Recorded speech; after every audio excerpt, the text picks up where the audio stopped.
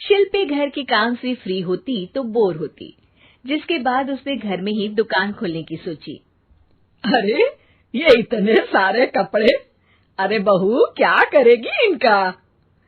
माँ जी, मैं घर में बोर होती हूँ तो सोचा सामने के कमरे में कपड़ों की दुकान खोल लूं। घर का काम भी हो जाएगा और 4 पैसों की कमाई भी। अरे वाह वाह, ये तो बहुत ही अच्छी बात है। मैं भी तेरी मदद कर दिया करूंगी। वाह माँ जी, तब तो मजा आ जाएगा। अब हम दोनों मिलकर खूब पैसे कमाया करेंगे। अब क्या था, सास बहू का काम चल पड़ा। एक दिन, अरे राकेश की माँ, सुनती हो? कहाँ चली गई? भूख के मारे पेट में चूहे कूद रहे हैं। अरे नंदिनी, कहाँ हो? भूख लग रही है। पापा कहाँ है माँ? पता नहीं बेटा, भूख लग रही है। आज तो किसी ने चाय भी नहीं पूछी। तभी सास बहू घर के अंदर ढेर सारे सामान के साथ आती हैं और वो भी हंसती हुई। अरे वाह बहू, ये तो बड़ी अच्छी मार्केट दिखाई तूने। बड़ा ही सस्ता सामान था। हाँ माँ जी, और ये सामान हम डबल पैसों में बेचेंगे, मजा आ जाएगा। अरे बहू, भूख लग रही है, कुछ खाने को दे दे। माँ क्या बात है, आज किसी ने पापा को चाय भी नहीं दी? अरे बेटा, अब 40 साल में तेरे पापा ने क्या चाय बनाना भी नहीं सीखा? अरे बेटा रहने दे अब इस बहस को। तुम लोगों ने वैसे बनाया क्या है? बहू परेशान हो जाती है और सास को अकेले में लेकर जाती है। माँ जी, आज तो हम लोगों ने खाना ही नहीं बनाया। अरे बेटा, बाहर के छोले भटूरों से पेट इतना भर गया कि याद ही नहीं रहा कि घर में ये लोग भी हैं खाना खाने के लिए। अब क्या किया जाए? तभी घर में एक महिला आती है। जी, वो सुना है आप लोगों के यहाँ साड़ी बिकती है, जरा दिखाएंगे क्या? हाँ हाँ, क्यों नहीं। माँ जी, आप इन्हें साड़ी दिखाइए, मैं तब तक पिताजी और इनके लिए खाने का इंतजाम करती हूँ। सास उस औरत को लेकर सामने वाले कमरे में चली जाती है जहाँ उन लोगों ने दुकान खोली थी। वहीं बहू भी किचन में चली जाती है। अब इतनी जल्दी क्या बनाऊं? पापा जी तो खाने के लिए भी बैठ गए हैं। आइडिया, मैं खाना बाहर से ही ऑर्डर कर देती हूँ। थोड़ी देर में खाना आ जाता है और बहू टेबल पर खाना लगा देती है।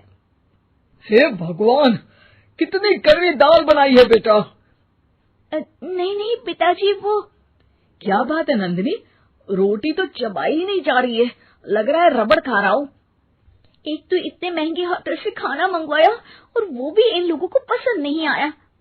तभी सास नोट गिनती हुई बाहर आती है। वाह माँ जी, बड़ी कमाई हुई लगती है। हाँ, मैंने वो 2000 वाली साड़ी 3000 में बेच दी। अरे वाह माँ जी। दोनों सास बहू बहुत खुश हो जाती हैं। मेरे पेट में ना बेटा जोर का दर्द हो रहा है। अरे माँ, क्या हुआ? पेट में दर्द? बाहर का कुछ खाया था क्या? मैदा तो नहीं खा लिया? मैंने छोले भटूरे खाए थे। माँ क्यों खाए? आपको तो पता है कि आपको मैदा सूट नहीं करता। चलिए माँ को डॉक्टर के पास ले जाते हैं। तभी अंदर से पापा की आवाज आती है। हे भगवान, मेरा तो पेट खराब हो गया। सब पिताजी के पास जाते हैं। पिताजी, आपको क्या हुआ? खाना बासी था शायद। अरे पिताजी, नंदिनी जानती है कि बासी खाने से आपकी तबीयत खराब हो जाती है, तो वो ऐसा क्यों देगी, है ना नंदिनी? वो खाना मैंने बाहर से ऑर्डर किया था। मैं और माँ दुकान का सामान लेने गए थे, इसलिए खाना नहीं बना पाए। क्या नंदिनी, दुकान के चक्कर में तुमने तो सारे घर का हाल बिगाड़ रखा है। चलो अब माँ और पापा को लेकर अस्पताल चलते हैं। अस्पताल में जाने पर डॉक्टर कहते हैं, हाँ, इन दोनों को तो एक दिन के लिए एडमिट करना पड़ेगा। क्या? क्यों? पेट ही तो खराब है ना। हाँ, तो घर ले जाइए ना, अगर लग रहा है कि कोई बड़ी बात नहीं है और हम सिर्फ पैसा कमाने के लिए इन लोगों को एडमिट कर रहे हैं। नर्स, जरा इन लोगों को बिल तो दे देना। चलिए, मैं आप लोगों को पैक कुछ समझा देती हूँ। जब बहू के हाथ में बिल आता है, हे भगवान, 60,000 रुपए! इतना तो मैंने कमाया भी ना था। अब समझ गई कि कमाई के चक्कर में घर के लोगों की सेहत के साथ मैं खिलवाड़ कर रही थी। बहू और बुलेट। घर के बाहर फट फट फट की जोर से आवाज हुई। सीमा को लगा कि पटाखे फूट रहे हैं। वो डर के मारे घर से बाहर निकली। देखा तो सामने योगेश यानी कि पतिदेव एक बुलेट बाइक पर बैठे हैं। अरे डर गई क्या? बाइक लेकर आया हूँ तुम्हें घुमाने के लिए। सच में? मुझे लगा पटाखे फूट रहे हैं। अरे पटाखे भी फूटेंगे और मिठाई भी बटेगी। माँ को तो बुलाओ। माँ भी बाहर आ जाती है। अरे योगेश बेटा, इतनी जल्दी आ गया? और ये गाड़ी किसकी है? साहब की है? हाँ माँ, तुम्हारा बेटा साहब से कम है क्या? मेरी ही है। अरे बेटा, इतनी बड़ी गाड़ी ले ली, इससे तो तू घोड़ा ही ले लेता। महंगी पड़ी होगी ना? माँ महंगी सस्ती छोड़ो और मिठाई लाया हूँ, गांव में बंटवा दो। अरे बंटवा क्यों दो?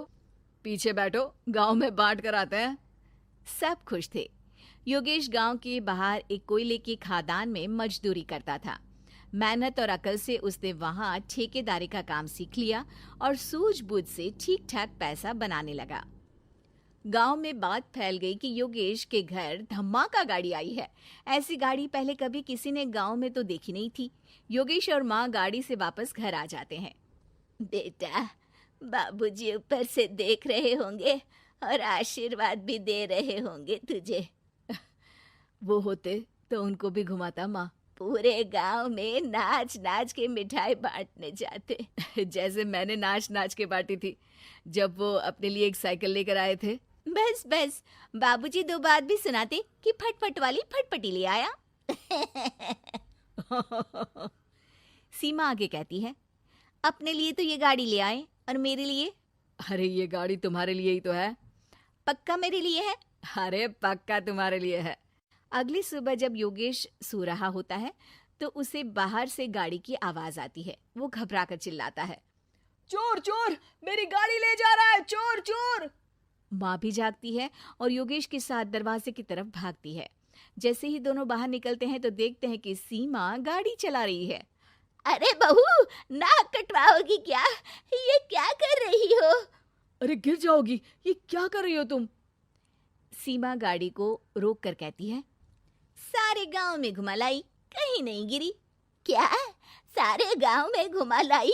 अरे लोग क्या कहेंगे बहू? सोचा क्या एक बार? यही कहेंगे कि कितनी अच्छी गाड़ी है। अरे तुम्हारे बारे में। हाँ, कहेंगे ना कि देखो कितनी अच्छी गाड़ी पर बैठी है।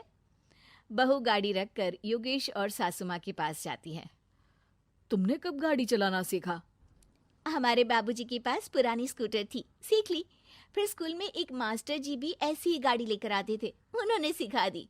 हाँ, स्कूल के मास्टर आजकल यही सब तो सिखा रहे हैं। पढ़ाई का कुछ सिखाते तो कुछ भला होता। अरे बहू, अब गाड़ी मत चलाना। हमारे परिवार में कभी किसी औरत ने पीछे से आगे की सीट पे आने की हिम्मत नहीं की है। तुम भी मत करना, समझी? जी समझ गई माँ जी। सीमा सास की बात सुनकर चुपचाप रसोई में जाकर उदास होकर खाना पकाने लगती है।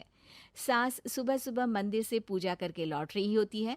तभी उसे दो औरतें रोक लेती हैं और कहती हैं, अरे बहू को थोड़े अच्छे लक्षण भी सिखा दो।